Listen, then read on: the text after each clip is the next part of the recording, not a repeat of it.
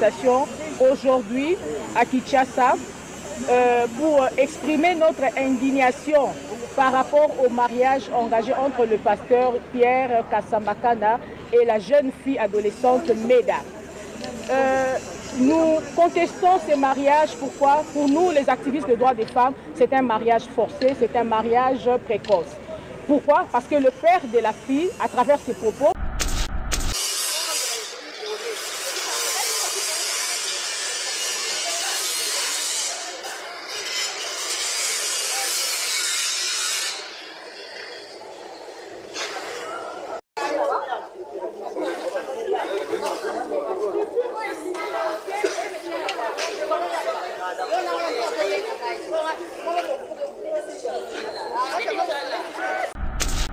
Sabana oba kokisina no bambula te kolanisa mibeko na makasi.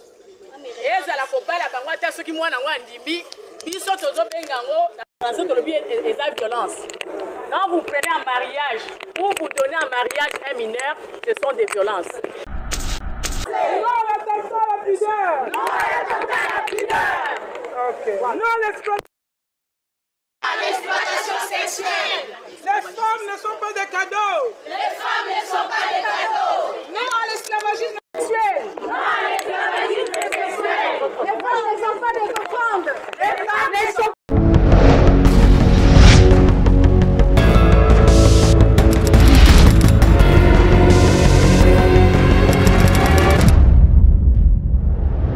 Bonsoir, Bandeko Nyonso, Biso à travers le monde. C'est toujours moi, votre humble serviteur, Jerry Kobetox 205 de la presse. Mobile Litutu, Yamoumana Zolo, Koko Yaba Warrior, Papa Koulouta Famille Libota, Bakomo tout Obenga et j'assume ça. Merci beaucoup. Na Bandeko Nyonso Bolinganga, Bolingami, Nala Tatoge, les deux amamba Tojite, les deux Théo Lobelali, Marambo et Zosalamana, Congo RDC, en tout cas. Bandeko tout bozolandanga en tout cas bo partager pena vidéo oyo bo kende ko s'abonner pe ko sala bien merci beaucoup na Vision Plus télévision ya Bella Dinganga la patrona moi si ya Mwindu Yangolo. Merci beaucoup pour l'opportunité. Merci beaucoup Nabino tout maman Mamicho depuis Monaco, je te salue ma sœur. Merci beaucoup. Les autres ko lobela affaire pasteur Casse Pierre, Oyo, il y a église, je crois bien, il y a Bamako Bandimelaka, Bazaba Branamiste, malgré comme l'église qui m'a mouké mutu. Par rapport à pasteur, on a solo Benabino Lelo, Azali parmi les pasteurs, on a géré ce qui n'a pas moi verset à Bible, Azali grâce naïe, na 1990, depuis 1990, Tiko Kende wana, Nazaki pe. Baboti na ngai bazaki na église wana voilà ce que tu as dit moi liloba mukie par rapport ya église wana moi ba verset pe moi mukie par rapport ya pasteur wana Casse Pierre lelo problème oyo kwei munene oyo e bato ebele bazaki étonné na mariage oyo pasteur Casse Pierre abalaki e bato balobaki mwana naza mineur mwana naza na mwana mukie tout le monde qui peut moko ya famille na ye, ceux qui peut papa to so baté noko abima ki alobi ke non moi nanga ko kisi déjà ba âge déjà ya kobala mais likamango e matin c'était kiti ba activiste ya droit ya basi ba telemeli yango makasi et ba kei ko telemela yango pena makasi je crois bien na otika bino muke to ochaka ba image totala na ndenge ba kendaki ko tika ba memo pour na ko telemela likamu oyo ya mariage oyo selon les informations ser na biso azali mwana oyo abotami na 2009 donc la petite wana donc déjà mwana nga kutaza mukolo na ye parce que ma fille Aïcha Bampele dit que j'ai sali aza mwana 2000 et mwana na to moni balobi aza mwana ya 2009 donc 2009 je crois bien aza na 14 ans 14 ans, donc, tout que nous avons des activistes, l'association a droit à basi, n'enge ba tombo qui ba telemi par rapport à l'ikambwana et bon auto zonga, to meka ko analyser les sous affaire oyo.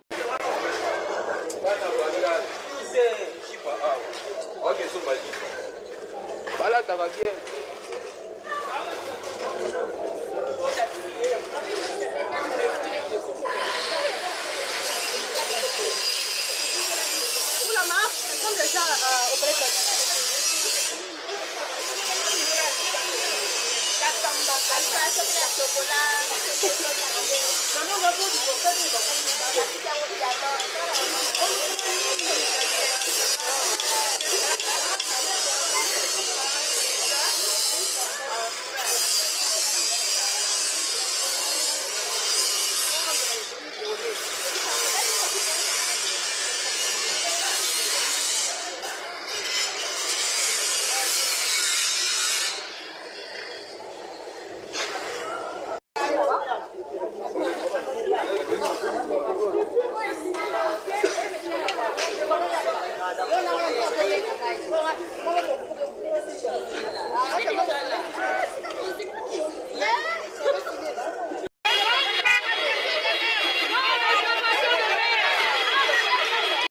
Voilà, je crois bien wana bauti Hollanda entrée ya bandeko na biso activiste ya droit de la femme oyo ba telemi vraiment baza mobiliser eza likam oyo tolingande so le problème eza boye bato ba telema mais ko telema na bango nanga pe na koya ko yebisa bango lisusu ko bakisela bango susu ko telema ba telemela ka pona pasteur Casse-Pierre te parce que à part pasteur Casse-Pierre ezala makambo ebele ezosala makutu libanda église bana ya baminere bazokota na bahotel bana ya baminere akota na libala pas majeur ezaka pasteur Casse-Pierre te alors c'est que bino baactiviste d'abord ezana nga na remercier bino parce que botelemi nanu makambo nyonso totekelaka tata mokonzi ekolo te tata mokonzi ekolo mama Denise tayela biso likambo te et puis nga na otuna nanu likambo oyo Casse-Pierre asali oyo est-ce que nayebi te toza na jungle to toza na pays mo eza na mibeko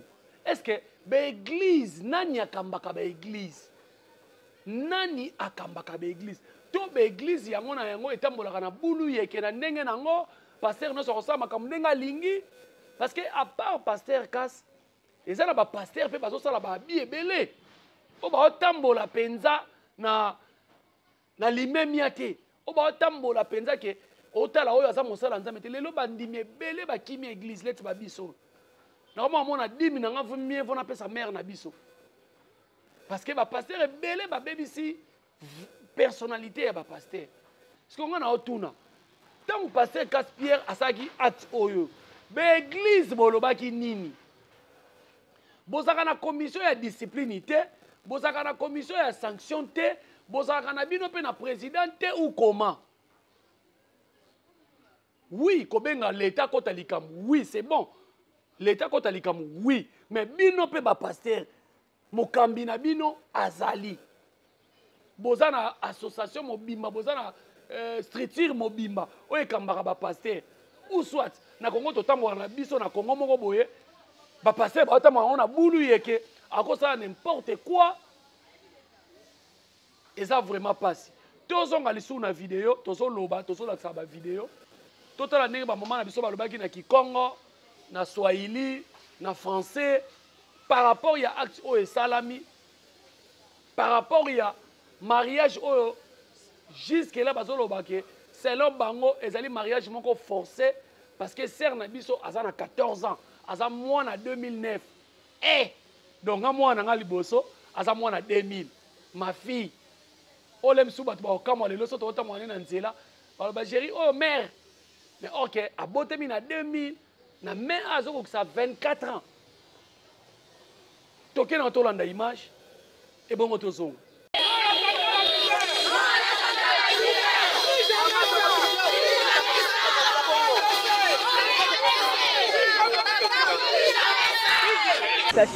Aujourd'hui à Kinshasa pour exprimer notre indignation par rapport au mariage engagé entre le pasteur Pierre Kasambakana et la jeune fille adolescente Meda.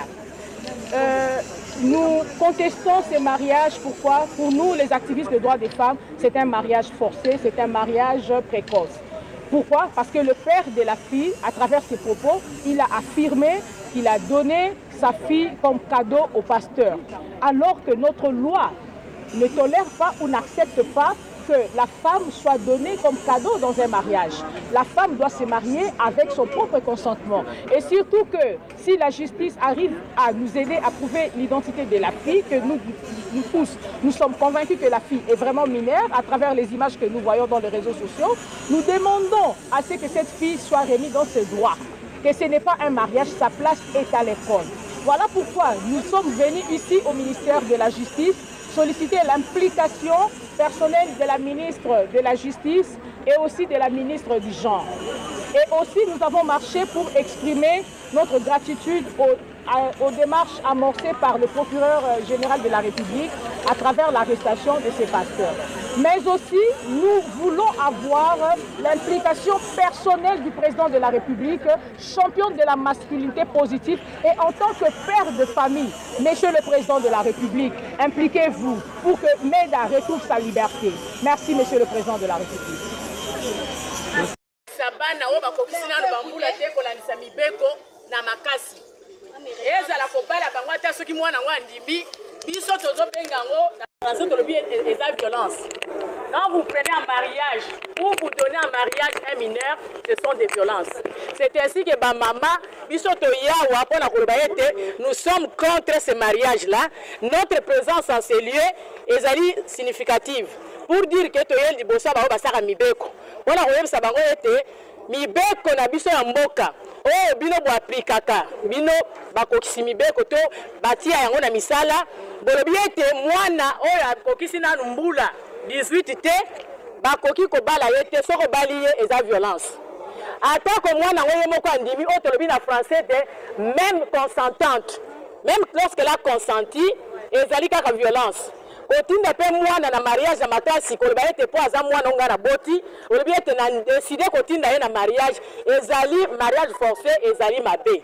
Alors yango tolingi to préciser po ba nyonso bazala ba ete to yende po na koloba ete to bo Kungwa munu maître Mbadu Elizabeth Bubuya itomekuiza kubika memo na ministre ya justice Samu tome manga likwela ya kuforce tome manga bana betu bakuma ba instrument sangu na batata ya viva bubu yai tome kuza kubika memo mpona na kutubila ministre ya justice ke andi tadila betu mambu yai bana na betu tela kubuta bake bana ke fo bakwenda klasi fo batanga bakuma batu matungu donc bubu yai tome sangana ba association nyonso ya ba femme ya ba avocate ya société civile samu na ba femme journaliste samu ndinga betu ya wakana ti na ba autorité babaka mbela ya mbote samu na ku interdire mambo ya kukwela bana fioti.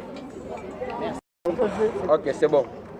OK, si ba mama wa ba ONG mbalimbali tunasema hivi, tunakatala mandoa ya batoto na bazee.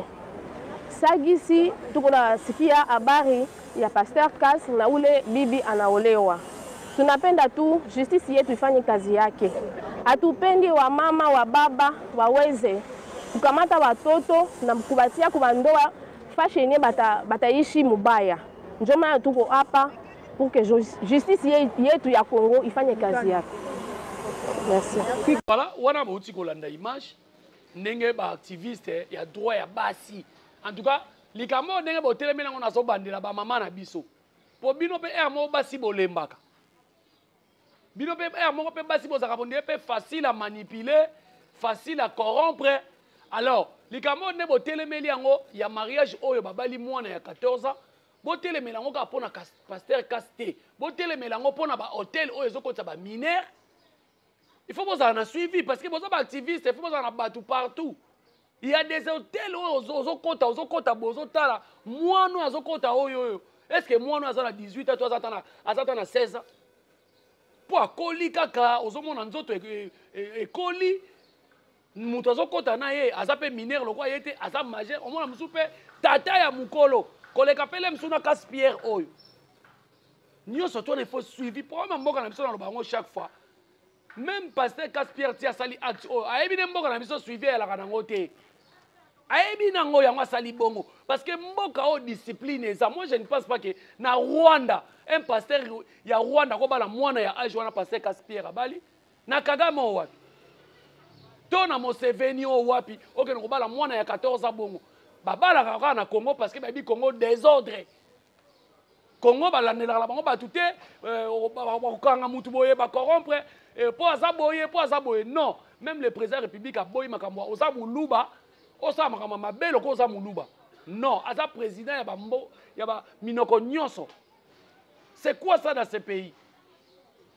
Alors ngai na ebisi ba maman oya ba activiste botelema botambola na ba hôtel botambola na ba bistrot botambola na ba boîte de nuit bomona niveau ba mineur bazo samba bango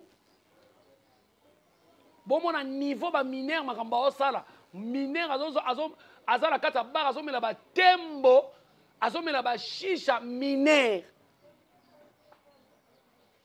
wana kutu ya pasteur Caspierre nazomona c'est comme ça outil village ba ye na ye babalisi ye mais bongo siko ba mineur oyo bazotambolela biso demini na capitale bo ba activiste boza wapi po botelemela ngo donc likambo il faut kotelemela ngo ba activiste botelemela lisusu chez biso pe na ye kofunda chez biso kuna na Kasai pena il y a des bana basi bazobala bango na ba famille bango baloba aza mwana nga moko okokena nge pa ite na ba mbujima wana na bakananga wana na bajimbelenge wana bazobalisa bana soki amona soki amwa forme mwa kaka tolo evimbi kaka mwa muke azwi déjà mwa forme babalisi. Alors baactiviste faut bozala partout ezaka na Kinshasa te bavi ya bana ebele baza na mboka kuna elobi na ngata Zakari babasa utoloba elo mwa abi atali fi moko boye mwana mwa boye aza kitoko abi me oya kosuka neka aboye mwana za kuna sans espoir balingi kotangisa te bavandisi bazozelaka babalisa mariage moko boye akokisa 12 ans 13 ans babalisa ye.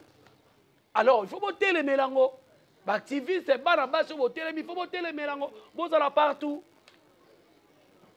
Nga aussi naza moboti na ondima te mwana nga mobo azana na 13 ans c'est quoi ça mwana azana na 14 ans ayekola ta mwana ngo okay libala kaka parce que maman ne mutabokola ka bana awando sa ela bana ba devoir ndenge nini mwana ya 14 ans obali otie na ndako sikoyo s'attendre que oke musala asa ela mwana devoir asa les devoirs na magini faut ça mutema mabe.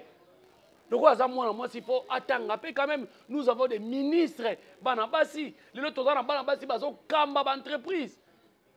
Alors, activiste, il faut botter les mains. Si n'a pas fait un fonds, même na Kinshasa awa, et ça n'a pas milliers moko reculé. Ok, au la peine moi na moko ya muke asaka déjà na mobile nanda. Il faut botter les mélango et puis l'État il faut achabino maboko. Oui, l'État botobenga l'État oui. L'État d'abord, c'est nous les peuples d'abord, il faut tout téléma. Nous sommes contre ça. Na sepe na bino longonya. Bobangi munene ya pasteur Caspierre te, bobangi ba relation te, botelema bongo tina suka, ba corrompre bino te. Parce que lelo pasteur Caspierre, oui, asa victime. Na rolo banini. Mwana wa bali kutu ne mutaza victime mais oyebi combien de bana oyo lelo basala bandaka mabala baza ba mineur baza na bazemi bana ba mineur est-ce que boyebi donc c'est un peu ça tokena kolanda su image mwa muke topema mwa muke OK non l'exploitation sexuelle. Les femmes ne sont pas des cadeaux. Les femmes ne sont pas des cadeaux. Non à l'esclavagisme sexuel. Non à l'esclavagisme sexuel. Les femmes ne sont pas des offrandes. Les femmes ne sont... Voilà. Bravo Nabino ba maman Nabiso. Nazo bete Nabino maboko. Moi si il faut, moi si azali instrument mo ya osakana été. Moi si azali, il faut azala importance à moi si na société c'est belé. Namona ba maman mso obe sala nga pasi moi no okuta zane maele te kede ko tike na couture oh de yo zo kanisa pona yo couture eza métier moko boya batazoba non omona na ndako mususu bazo privilégier bana mibali ka batanga bana basi batanga te bayebi bazo zela kaka babala non biloko wana nyonso tu ba activité il faut botelemela yango botelemela yango makasi parce que bazo bebisa éducation ya bana basi lelo tane to komi na ba fille mère ebele na bazandu wana ba fille mère bakomi ebele yebisanga mwana mwasi moko ala na zandu libanda to mineur mo bo aboti mwana yebisanga aboti na condition nini lobi mwana na kozala nani ye moko na aboti na mineur bongo akati classe a otanga lisute sikoyo avenir a mwana oyo aboti wana kozala nani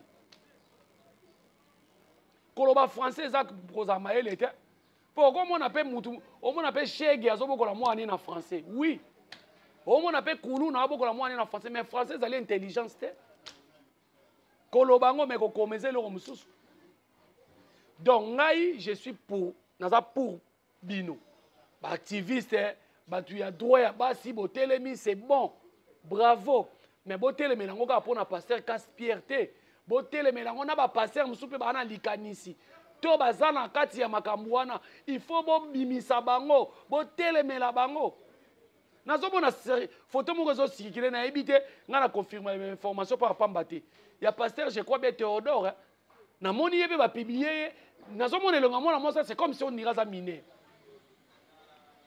donc il faut totelemela yango et puis kaka na bapasteur te na bandeli flamingo baminere bazokota flamingo makasi lelo na babar na baboite bato bakotisaka mbongo makasi et ce sont des bano ya mike mike na mibali na bango bana bazosomba baseti so na République démocratique du Congo nauti kotala kutu parmi bapays oyo bakonsomaka alcool makasi oyebi namoni RDC de la binzambe merci mais na kati wana mpe toza lelo bato bazokonsome alcool makasi ce sont la plupart des jeunes avenir ya lobby nde lelo na babar bazokonsome masanga eza mabe te osali musala na yo oza na stress na yo oyo kovanda mwa moko mibale misato eza problème te bapekisi mutu te mais ozotala boye na tongo mwana ya minere batirbo king na mesa etondi mwana mwasi oza na likanisi nini et puis otuni agi boye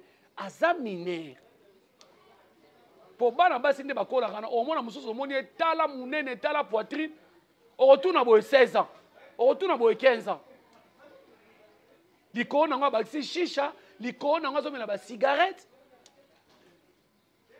alors bato baactiviste il faut botelema bozala na bato partout batambolaka na babistro batambolaka na baboîte de nuit batambolaka na banganda batambolaka na baflamingo bokoya kocomprendre ke baminere baza exploité makasi na baninga na bango baminere te na bamikolo et puis soki eza bango na bango baminere il faut kokanga bango ezala kaka te bokangi pasteur Casse-Pierre abali minere baminere na baminere bako kosala bolingo il faut bokanga bango bango ba baminere bakomi na mama bolingo no nde ekomi ebani no aboni baminere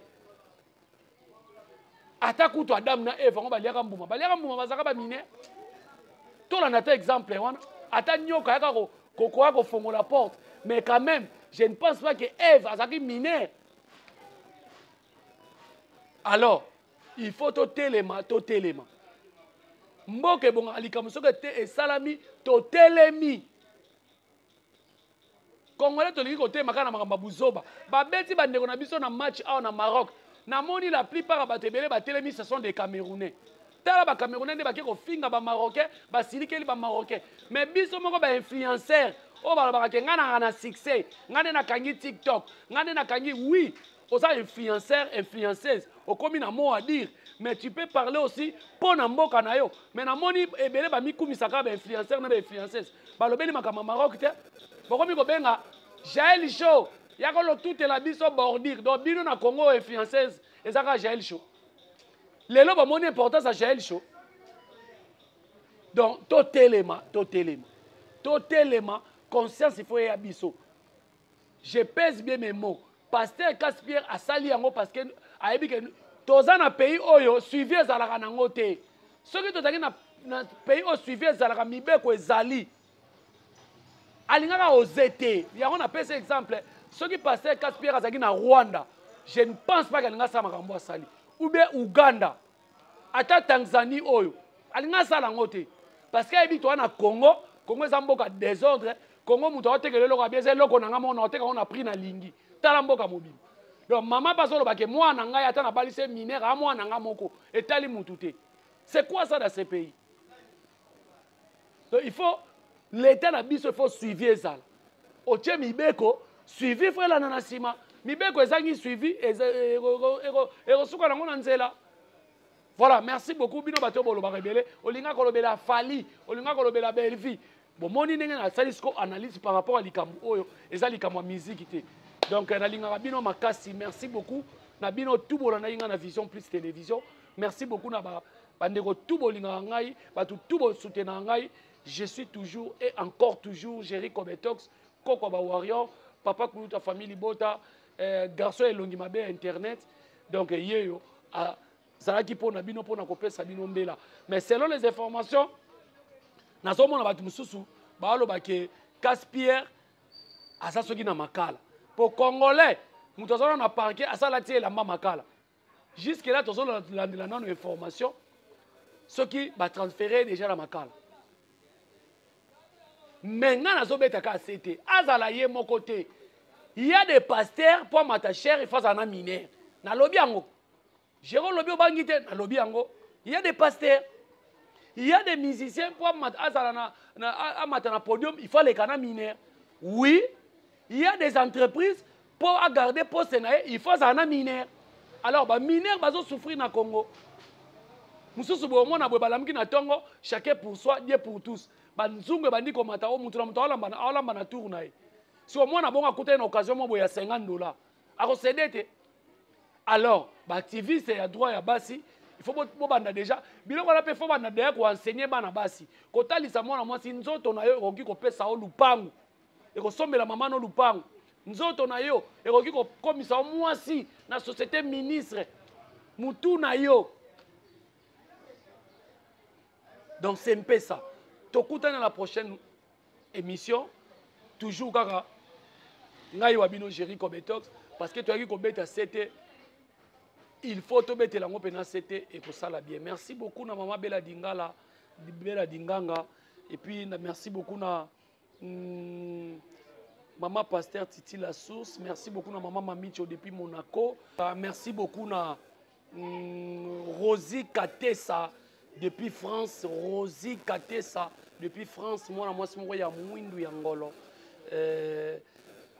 naturel au wapi Rosie Katessa bambote na ebele et puis et na batu tout bolinga Jerry Kobetox bo continuer toujours ko pesa nga confiance. Tokutani na mission koya soki nzamba zongite. Bye bye.